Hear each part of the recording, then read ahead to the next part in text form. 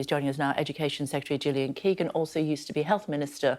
Yes. Of course, thoughts on the nurses going on strike? Well, of course, nobody wants the nurses to go on strike, and we would urge the nurses not to go on strike. We are recovering from the pandemic, and we really, really need our nurses right now. Everybody really needs our healthcare system. We know we've got millions of people waiting for catch-up operations and scans and treatments. So we very much hope that discussions will continue, but we very much hope that they don't go on strike. But of course, it's not just the nurses. We've seen many other people balloting for strike as well, including teachers and postal workers, and many others are balloting for strike action. And, we understand why, because, of course, inflation is affecting everybody. It's impacting every business, every organisation, every household. That's what we're seeing. Everybody's seeing it. Everybody's uncertain about their futures, what's going to happen to mortgage rates, etc. So we do understand why it's difficult. But there's a key message, I think, Kay, which is you cannot spend your way out of inflation. You really can't. And the number one thing we have to do is tackle inflation. Otherwise, whatever we do, it will all be eaten up by inflation. So that's the number one thing that we have to do and have to achieve. Did you clap for nurses during the pandemic? Of course, everyone did, yes. So are you comfortable that they're now using food banks in order to be able to survive? Well, I go to my food banks quite a lot and ask, why is it? What is it? What's the reason why people are there at food banks? And quite often when you go to food banks, it will be something will have happened. Something will have broken down, either a relationship or a boiler or anything. They're usually there in an emergency situation. I know there was a lot of focus on increasing the starting salary for nurses. There was a lot of focus on making sure that lower paid people in the nursing profession were also increased. But, there's no doubt that people are worried, very worried about inflation. Do you think nurses get paid enough? Well, I think the average when I last looked was 34,000. Before these increases, so it's more than the average salary of across the country. But in some ways you can never say nurses get paid enough. They're so valuable. My nephew's just had an 11-hour surgery night before last. There is no way anybody who's in that situation can underestimate just how important nurses and doctors are. They are literally a lifeline to many people. So we should be paying them more. Well, we pay them. Obviously, there's the independent review bodies. There's 1.3 million people work in the NHS. So, and it's obviously public sector. So you've got to get the balance between, how much you pay. It's a huge bill. It's a huge cost, the NHS. And you've got to get the balance right because, of course, it's taxpayers who have to pay that bill. But if we don't pay them any more, they're going to go on strike. Many others are leaving. Apparently, they're going to work for Amazon and Aldi. Well, they're very different jobs working for Aldi and Amazon and working as a nurse. They are very different jobs, very different hours, very different rewards in terms of personal rewards as well. This is often, I've been the Skills and Apprenticeship Minister. We've got 1.3 million vacancies, and often people say social care was a big part of it because social care workers are paid less than nurses, considerably less than nurses. And this was always the question about how to make sure they had more rewarding career options, but also could also increase their salary or go off to Lidl or whatever. And the reality is, people who work in social care because they know people rely on them. They love looking after the people they're a lifeline to. But, getting that, and that's a private sector, but getting that balance right is always what we seek to do. Making sure we've got new nurses coming in. Sure. I went and opened a new School of Nursing and Allied Health in Chichester 3 Fridays ago. It's really important that we offer apprenticeships. I've talked about apprenticeships a lot, at all various levels. And that's also for people who want to retrain later on to go into nursing. If they go on strike, there's no more money, so there's no point in them going on strike. Well, I don't think there's any point in going on strike anyway. I think it's, when we're in a position where we've got millions and millions of people waiting for operations or for help, waiting for medical help, and the only people who can give that medical help are largely our nurses and our doctors. So I think, it's irresponsible then. I wouldn't say that, because I understand I understand the difficult...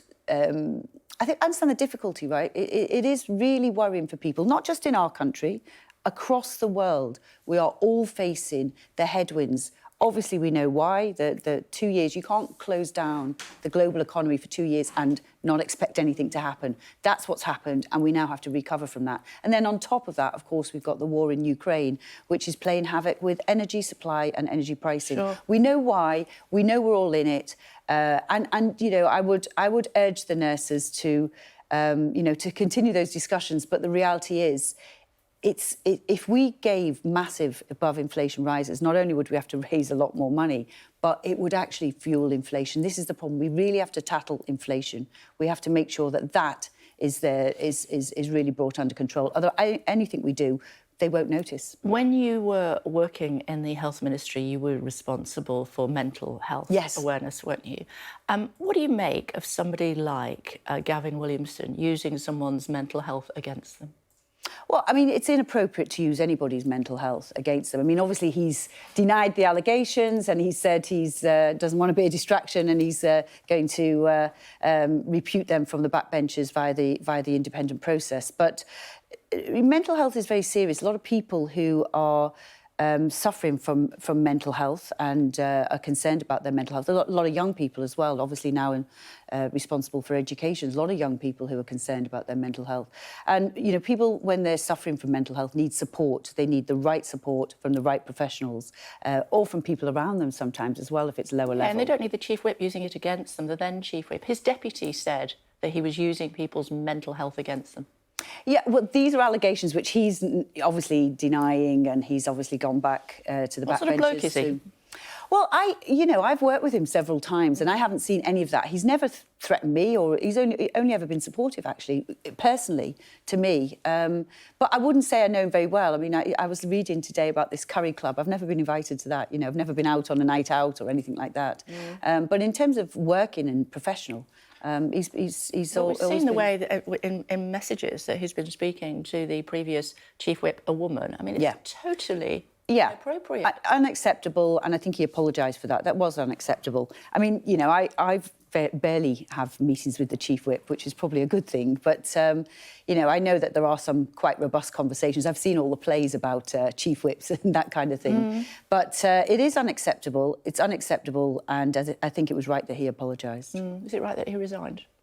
Yes, I think it is. You know, he said it was a distraction, and it is a distraction because we've got really sort of serious things that we need to navigate.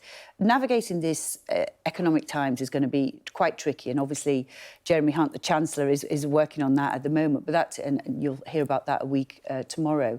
But we've also got the war in Ukraine. The last time I was on this programme with UK, Putin was threatening escalation of the war in Ukraine. You know, we still don't, you know, we're still keeping very close to that to know how that's going to develop. I understand that, but let me these bring are you really back to serious him. things. Of course they are, but it doesn't excuse his behaviour. What No, it does not at all. do is bring into question Rishi Sunak's judgment. Well, I think the whole country saw Rishi Sunak's judgment on display all over the summer when he very clearly... Why did he give him a job when he was being investigated for bullying? Well, he very clearly over the summer, Rishi, told everybody what they didn't want to hear, but what was the right thing, which was basically what we needed to do to navigate these difficult times. And he was given those hard messages. People didn't want to hear them. But that, I think, showed his judgment. That's why I backed him. I thought, you're absolutely right on this. And even though it's hard messages, there's no avoiding these hard messages. Was it right to give Gavin Williamson a job when he was being investigated? Well, of course, he wanted to bring in all the different talents. He wanted to bring in mix of experience, new faces. I think at that point, I think there'd been some conversation which, you know, there'd been a disagreement between two Chief Whips, or two former Chief Whips, I guess, at that point. So, you know, there was a conversation about a disagreement. That was all. You know, it wasn't an investigation. There wasn't an official investigation. Should he have sacked him? Well, I think he resigned very quickly. You know, this all started, from what I understand, it started over the weekend. Yeah. You know, and he resigned on Tuesday. Should Rishi Sunak have sacked him before he resigned? Well, I think Gavin did the right thing by resigning. Okay. You know, I think it's had the same impact. You know, he's now going to be on the backbenchers and he's going to be fighting the allegations, as he says, which he disputes. Well, he doesn't dispute what he said to the former... No, he's apologised for those words. Yeah, yes. You're the 5th Education Secretary in 4 months. Doesn't the department deserve better? Well, I think I'm pretty good, if I'm honest. I'm not reflecting on you particularly, but I'm reflecting on the fact that you've had 5 education secretaries in 4 months. Yeah, there should be better continuity. We have definitely gone through a difficult time as a Conservative Party. There is no doubt about that. We had the Great Resignations, lots of people resigned, and then obviously that led to Boris, and then we had a leadership contest that led to Liz, and now, of course, we know what happened there with the fiscal event, or the mini budget as it's called, and the market's reaction. And now we've got what I campaigned for over the summer, actually, which was for Rishi Sunak to be the Prime Minister. And of course that comes with some changes. But one of the things about education, I walked back in, because I have been an educator. In fact, it was my first ministerial role, apprenticeships and skills. I walked back in pretty much, I would say 3/4 of the people I knew already. They were the same people who were there. We brought back Nick Gibb, who has been very consistently driving up school standards since 2010. Rob Halfon, who's very experienced in the department, and then one of the brightest new MPs from the 2019 intake, Claire Coutinho. So it's a really good mix of experience and people who I think will be able to really hit the ground running. And then we've got Diana Barron in the Lords. Head teachers are telling us that they need more money because otherwise they're going to have to sack members of staff. Yeah, so there's a website gone up with a model behind it, which has made some assumptions, obviously, as models always do. Again, there's no doubt that we're going through difficult times. I could look at any household, any organisation, any business. 2 things are happening. Energy prices have gone up, of course. That's why we've got the energy relief bill scheme in place. So there will be more money for schools? Well, we have put 4 billion extra. Will there be more? Schools are one of the... Well, obviously, there is a fiscal... there's an autumn budget, which is a week tomorrow. So you're going to have to wait. There's going to be cuts, aren't there, to the education budget? No, you got the £4 billion was actually it was the second biggest increase. But we're going to see 15% cuts across the board, aren't we? I think it depends on what happens with inflation, how they calculate, what contracts they've got. I mean, the IFS has looked at it and said, look, we think that school budgets can manage this year, but the uncertainty goes out when it goes out further than that. And if any school is in distress or any school really is in trouble, there is a scheme whereby you can come to the department. We work with schools to make sure that they get all the efficiencies they can, but also get the support they can. But can I just say, Kate, it's the first time on as Education Secretary. Sure. I have no doubt that this is really, really a difficult time for head teachers and for teachers. And our teachers have done the most amazing job during the pandemic. I remember going round to schools, they were grappling with the technology, having to do things online, having to do things at home, looking after their own kids as well. They were absolutely fantastic. They know they're a lifeline to our kids. They know every single day they're catching up. Every single day, they're providing that inspiration to kids. We want them to continue to do that. We really need them. We all need them. Parents need them. Kids need them. We all need them to continue to do that. We're almost out of time. 2 very quick questions. Are you going to watch The Crown? Yes, I have watched the previous ones, yeah. It's King Charles will not like it, trust me. I've seen the first 3 episodes. And are you going to vote for Matt Hancock? I don't watch that programme, and therefore I probably won't, no. OK, do you think you did the right thing? I can't imagine why you would want to do it. I really cannot imagine. I can't think of anything worse than eating bugs or having bugs crawl over you. In public, I can't think of anything worse. I mean, I guess he's brave. Yeah, or stupid, or maybe a bit of both. How is your nephew? Is he all right? He is. He's still in the Royal London. Thank you so much to the Royal London, because 11 hours is a long time to be in surgery, but thank you for asking. But yeah, it's a serious operation, but hopefully he's OK now. Fantastic. It's great to see you, Education Secretary. Thank you very much indeed for joining us. Thanks a lot.